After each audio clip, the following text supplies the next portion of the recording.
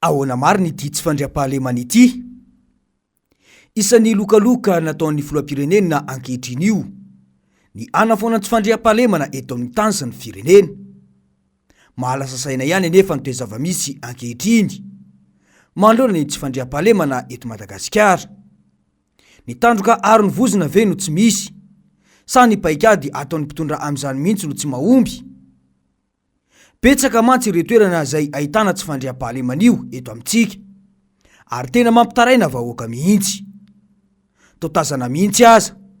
fa miady rery ny vahoaka malagasy manoloana izany. Tsy afaka misaraka ny anoanana ara-batana sy ny tsy fandriam-pahalemana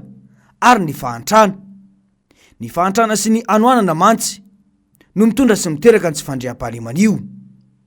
Ity mantsy no fanazavana izay nataon'ny filoha Ravalomanana tamin'ny ady-hevitra hoen'ny Iavoloha ny 9 volana Desambra 2024.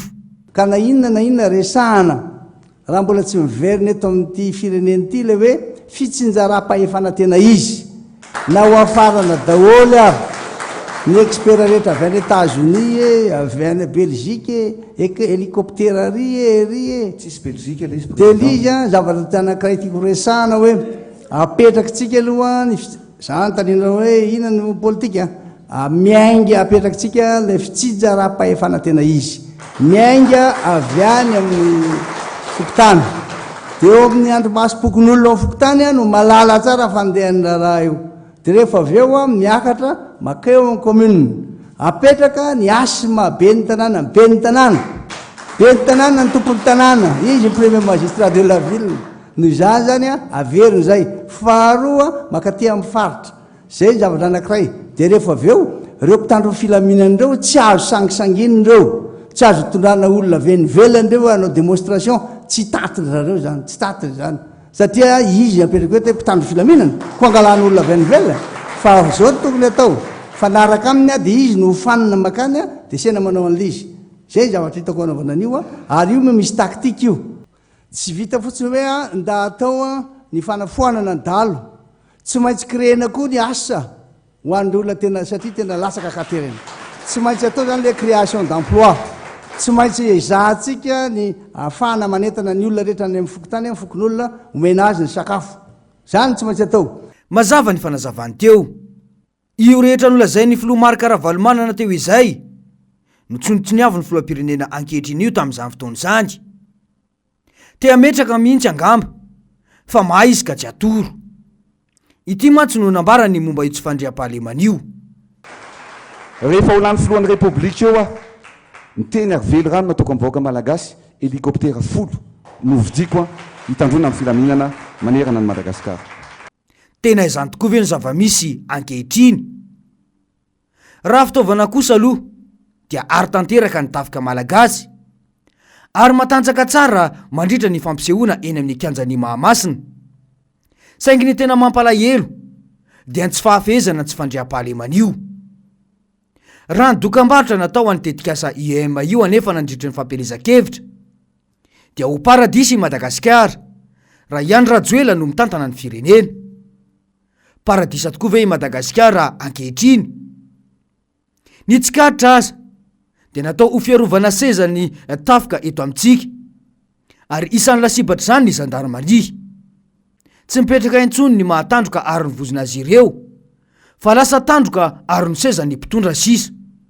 Raha ny amaroan'ny mpitandro ny filaminana sy ny fitaovana arangaranga isaky ny mihetsika ireny angamba,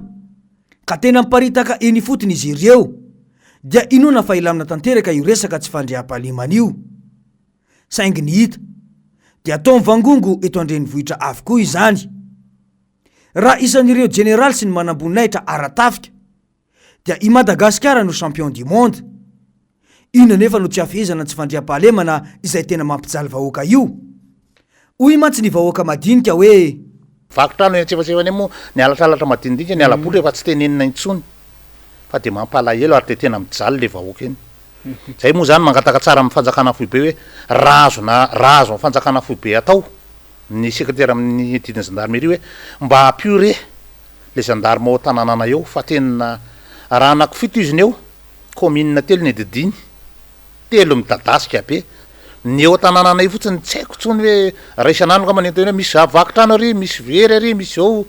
ngamany atao hoe efa vaovao tsy lavitra tsony ny mafotrany hoe raha tena hoe ohatrany any amin'ny afo be nga many any amin'ny commune manodidina iny izay no fitarenam-bahoaka noho ny tsy fandriam-pahalemana miseho eny anivon'ny fiarahamonina eny miteraka olana amin'ny lafiny maro eny anivon'ny fiarahamonina izany satria lasa tsy mifampatoky itsondry ny samy mpiarahamonina noho ny amafin'ny fiainana izay miteraka ny tsy fandriam-pahalemana io iza nefa no antenaina anavitra ny vahoaka amin'izao fahoriana izao mbola andraindraina ve ny ahitana mangirana amin'izao fitondranana mampanantena lava fa tsy misy asa vita izao ity hatrano mantsy raha tsy ahivina ny teny nataon'ny filoham-pirenena io momba ny alatromby eto amintsika voafolo andro lasa zay dia nanafatra n'ireo expert avy any ivelany avy any États-Unis zay mitondra ny drone teto mba hidivana ny asandalo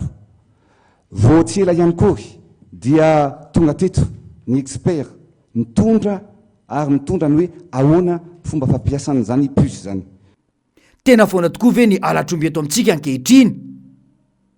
ilay puce elektronika aza nalohan'ny omby fa tsy zakany akory ny fihinanana azy izany dia midika fa mbola mpitondra miaina amina andrakandrana no mitondra any Madagasikara ankehitriny io fa tsy mahafantatra ny fiainana sy ny tena zava-misy diso nampanantenana loatra nefa ny vahoaka anika na zavatra hita fa tsy mety aza dia terena fotsiny satria mamy ny seza mahamenatra raha teoko ihany koa ny ifonana amin'ny vahoaka malagasy vokany izao no mahazo ny firenetsika tsy misy fandriam-pahalemana izany eto eny fa na ny kardinaly Tsaraza Désiré aza mbola nanamafy izany hoy mantsy izy hoe iseny tsy fandriam-pahalemana mbola misy ny tsy fandriam-pahalemana amin'ny tanitsika dia ihany koa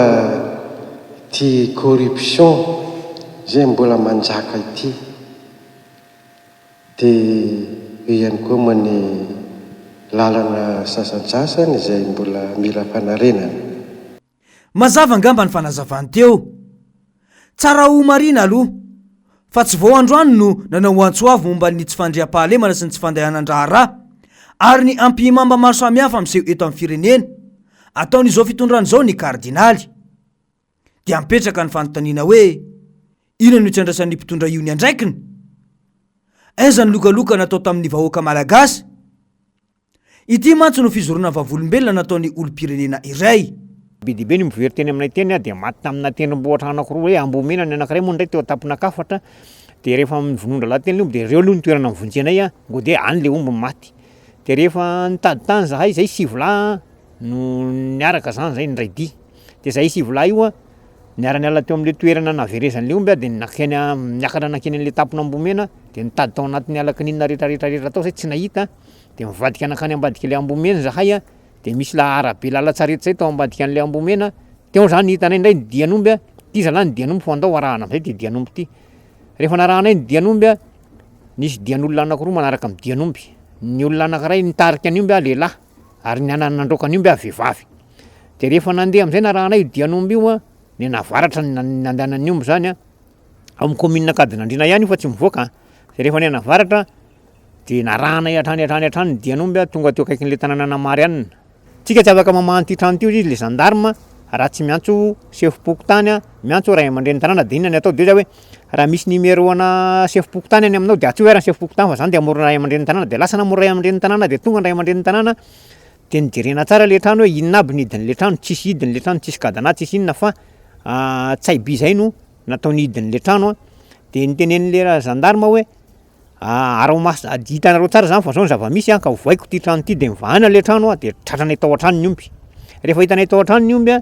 dia niteny mihitsy le gendarme hoe izy ve io dia izy io inona ary ny fanamarinana dia ny tompon'omby mbola ho avy eo fa lao andrasana mibokon'omby dia jerena ny kavona ny omby dia ho avoakatsika ny omby dia hoe vao aloha le varavarakely mantsy anazy fa maizina ny trano dia hitantsika tsara mihitsy hoe le omby manja mainty ve omby io sa tsy izy dia mivoana ny varavarakely dia izy ny omby dia niandry amin'ny bokon'omby zay dia rehefa azo tonga teo mibokon'omby ny tompon'omby dia navoakanay ny omby niantso ny fokon'olona teo amin'ny tany nambotromby zahay nanao hoe zao mivovao misy eto aminareo eto inona no ataotsika niteny le gendarme hoe aiza ny toerana misy an'io satria le tompon'omby nandositra le mpangalatra nandositra le mpangalatra azafady fa diso ny tiako nandositra le mpangalatra rehefa nandositra izy a de hoe ho tadiavy ny fokon'olona le fokon'olona matahotra daholo satria lazain'ny olona tena mpanao fanafody be le daly io amin'io tanàna io hoe tena enjana be izy ranao fanafody de natahotra ny fokon'olona de niteny hoe zay ngery ngasefo tena matahotra an'io zay nge mijaly eto amin'ity toerana misy anay ity fa tena io olona io tena ohatran'ny zao zao ny toetran'io de tena natahotra ny fokon'olona de inona ary ozy zany le zandarma manao tao a izay no zavatra nitranga tsy ny mpanao politika intsony na ny mpanohitra no miteny ankehitriny fa ny vahoaka eny fotony mihitsy no manomboka mivoaka tsikelikely manambara ny marary azy ireo tsy vita ny hoe tsy fandriam-pahalemana tsotra fotsiny ihany hoy ireo olom-pirenena ireny fa eo ihany koa ny fomba fiasan'ny fitsarana tao a no niakatra n'le tohatra zany zay de le gendarme nandenetsa aloha de lasa nydinganiny zany le nisy lavaka zay teo anana teo de nydinganiny de lasa izy nakany an'lefitrano avaratra de za mo nanaraka an'le gendarme de le chef-pokotany nanaraka anazy avy aorina de io zany mantsy le chef-pokotany ato ery président mba tsy lovokely am'ty lavaka ty fango de aty misy olona de nijerenako le lavabary manko le izy nijerena zany tao le madama no nisitrika le vadin'le rangahy de vo nijereko de ty raha chef misy olona hoa aizy ty de nambanany de tonga raha chef de tamy sady nambanany mbasa mivoa ianao tao de mivoaka tao le raha matoa de sady niteny hoe za raha chef ty izy afa mifona fa ty izy a zay tsara nataony de navoaka tao izy a de rehefa navoaka tao izy de navoaka teo atokotany de rehefa navoaka teo atokotany izy a de nadin'le chef izy de lazainy fa hoe efa nisaraka roa taona izy ary tena manaiky zay tena za zany tena miteny aminareo mpanao gazety fa manana tambazotra maro be reo amin'ny commune Kadinandriana ao de niandro tao zay tamin'ny efatra zay vao niraisin'ny fitsarana rehefa niraisin'ny fitsarana zay tamin'ny efatra de nampidirina tany amin'ny varavarana niditra tany amin'ny premier étage aloha zay fa le salle nidiranay tao zany a tsy voajerinay le nisy an'le salle fa rehefa niala tao ndray zay a de nalefa tary amin'ny 120 natsofoka tany amin'ny 120 ndray zay a de rehefa tao amin'ny 120 zay de natsofoka tao a de le mpangalatra ndray a no natao akety melo fa raha ny tena fahalalana izy aloha tokony le tomponjavatra very no anontaniana aloha fa tsy le mpangalatra hoe very marina ve niombonao taiza marina ny hita ohatraohatran'izany zany tokony atao zany raha ny tena marina tsy hoe manakihana an'le mpitsara akory a izy le mpangalatra zany nanaiky hoe nangalatra an'le omby a fa niteneniny fotsiny aza manafinafinombon'olona tsony ianao am'sisa de raha aveo nampidirina ndray le tompon'omby a de nanontaniana vavany nanontaniana an'le tompon'omby fotsiny hoe ahoana niombonao ve efa miverina sa tsy mbola miverina de zay fotsiny teneniny hoe efa miverina tompoko ny omby de zay de tsy afaka niteny ntsony le tompon'omby fa tonga de navoaka rehefa navoaka le tompon'omby a ny zahay mpanaradia mivavolombelona tsisy fanontaniana hoe ahoana na ahoana na ina fa tonga de fa vita zany le izy fa miara midira daholo nareo rehetrarehetra de nampidirina de noho ny fihezomana an'ireto olon'reto tsy mari-potitra de amena fahafahana vonjy maika izy a fa miverina daholo nareo amin'ny 5 de namena an'le tapakila fiantsonanay ho amin'ny 5 zay a fa ny aty ambony aty mihitsiny zany a raha fahalalana anazy no mamevahana amin'ny mpangalatra angalatra ary mamotsitra amin'ny mpangalatra ivoaka izay no antsoantsony vahoaka madinika disy ve izy ireo raha mandray ny fanapahan-kevitra amin'ny olona izay nampindra amin'ny fahefana ka tsy mahatanteraka ny asany maninona no mailaka iry ny tafika sy ny mpitandro ny filaminana mitandahatra sy misakana arabe rehefa anao raha matahora any filomarikaravalmanana sy ny mpanohitra kanefa amin'ny tsy fandriam-pahalemana zandary fito miandraikitra komina misa 3 rehefa ny filoam-pirenena no misy olana aingam-piasa fa rehefa ny vahoaka malagasy tazampotsiny tokony ho fantatry ny mpitondra isanambaratonga ny atrany fa tsy misy ny mpitondra izay iarovan'izy ireo seza io raha tsy nisy ny vahoaka noho izany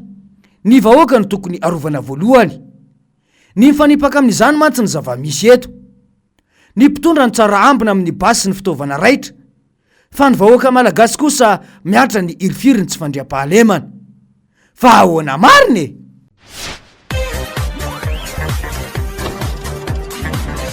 ahoana mariny